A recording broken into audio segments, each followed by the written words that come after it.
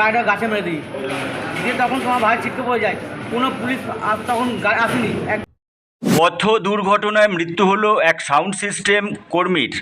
ঈদ উপলক্ষে সাংস্কৃতিক অনুষ্ঠানের কাজ সেরে বাড়ি ফেরার পথে নগর থানার অন্তর্গত বর্ধমান বাঁকুড়া রাজ্য সড়কের সালুন মোড়ে পথ দুর্ঘটনায় মারা গেলেন এক সাউন্ড সিস্টেমের কর্মীর। শনিবার ভোরে দুর্ঘটনাটি ঘটেছে বলে খণ্ডঘোষ পুলিশ সূত্রে জানতে পারা যায়।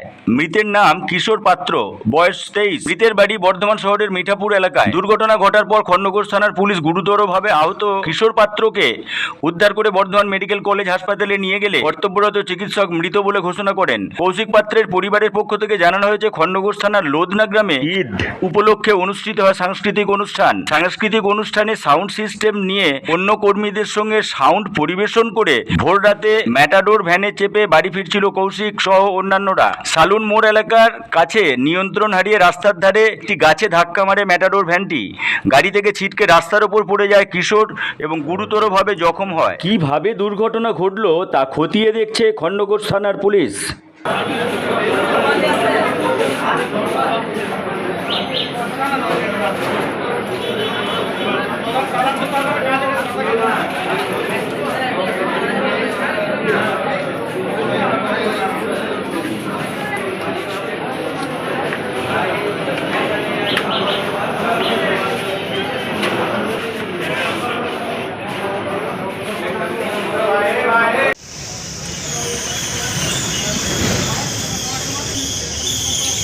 যে মারা গেছে নামটা বল। কিশোর পাত্র।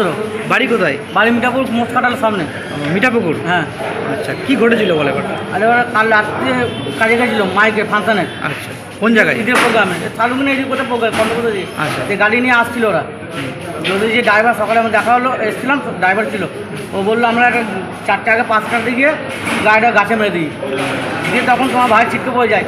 কোনো পুলিশ তখন আসেনি। 1-1.5 ঘন্টা পর পুলিশ এসে বললো, তারপর আনতে আনতে ওইখানে স্পট হয়ে গেছে। কোথায় হয়েছিল? সালুনের কাছে। শালুনের কাছে ঈদের প্রোগ্রাম করতে গেছে। প্রোগ্রাম কি করে ও? এমনি মাইকেরই কাজ করে, আর অন্য কোনো কাজ করে। ঈদের প্রোগ্রামে গেছে। হ্যাঁ। খণ্ডঘোষের দিকে। খণ্ডঘোষের দিকে ফেরার পথে এটা হয়েছে। ভোর 4টে নাগাদ। কি নাম বলো? কিশোর পাত্র।